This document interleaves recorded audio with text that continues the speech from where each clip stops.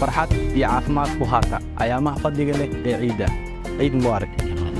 ciiddu waa farxadda kulmisa qoysaska iyo gacalada qulubta neeftiimisa xidhiidhka qaraabada laakiin waxaa jira kuwa aanan awoodin farxadda qayb ka qaado inay ciidda farxad u noqoto deriskaaga danyarta waxaan idin rajaynayaa inay ciiddan idin noqoto bilowga sanad kale oo guul leh ciid wanaagsan adiga iyo qoyska qaaligaaba Ciid mubaarak.